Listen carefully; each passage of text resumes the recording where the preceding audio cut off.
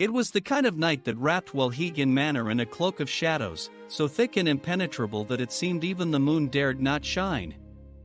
Situated on the outskirts of a ghostly Scottish village, the manor stood lonely yet regal amid a sea of fog.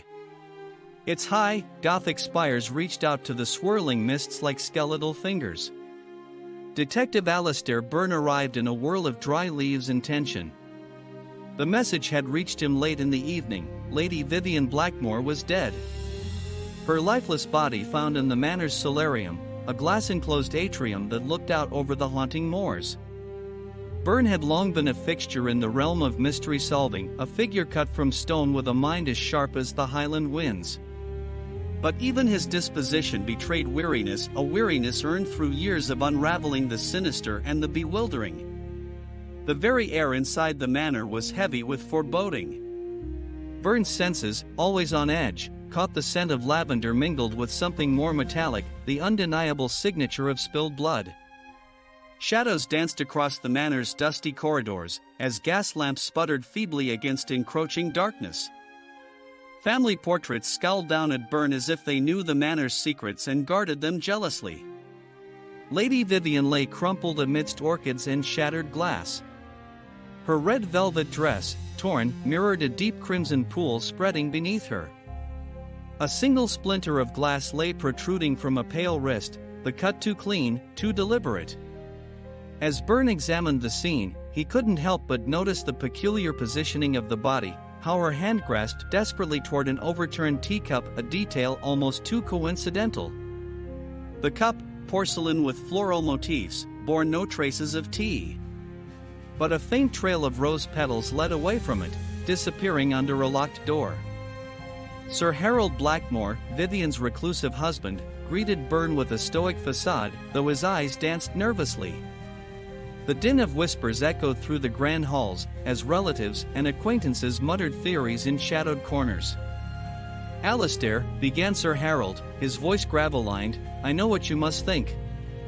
But Vivian, she was troubled, not all was well in her mind. "Her troubles aren't my concern," replied Byrne curtly, "instead, it's your family's secrets that intrigue me."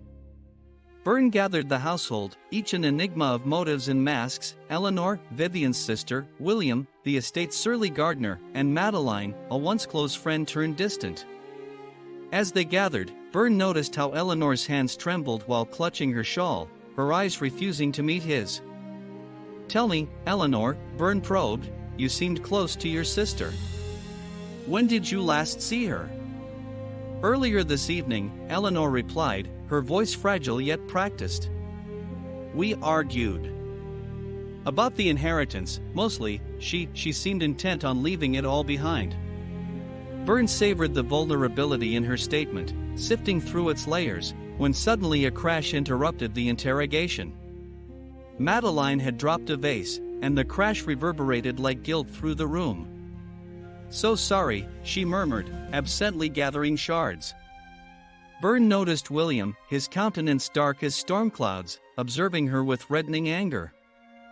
"Is there more to be unveiled here, William?" Byrne inquired, his intuition keening in his voice. "I tend the grounds," William said, each word falling like clods of earth. "Miss Vivian fancied visiting the gardens at night." Madeline interjected, her voice steely, "William, enough. The manor is alive with echoes that should remain in the past." Ever the detective, Byrne realized that Madeline's words were more than superstitions, they were confessions bound in history. As night seeped deeper into the manor, Byrne discovered a hidden hallway behind a bookshelf, its dust-laden path leading to an ancient storeroom. Inside, he found an array of peculiar paraphernalia, a letter opener crusted with an unholy patina and letters scrawled with cryptic warnings addressed to Vivian. Poring over them, Byrne discerned an eerie narrative of blackmail and betrayal. It was Eleanor's handwriting. Byrne summoned the household to the candlelit parlor. The revelation hung heavy in the air, like the great ancestral chandelier above. "It was no accident," Byrne declared. "Vivian discovered the secret she was never meant to know. All of you conspired to keep it so. Menescrew, masked as love, until one of you found the strength to silence her forever." His gaze fixed on Eleanor, Byrne watched her defenses crumble. "Yes." Eleanor cried suddenly, tears tracing old paths down her cheeks. "I couldn't bear her tarnishing our family name, revealing our father's indiscretions."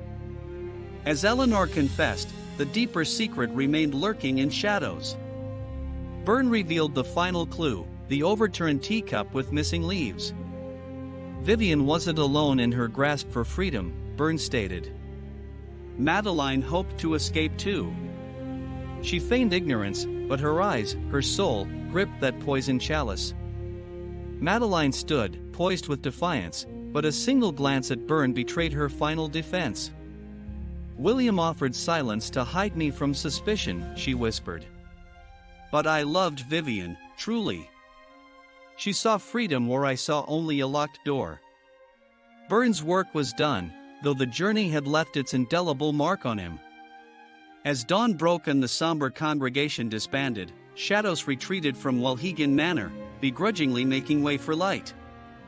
Yet, in the heart of the detective, the mysteries and regrets lingered silent, whispering in the hall despite all efforts to close doors firmly shut.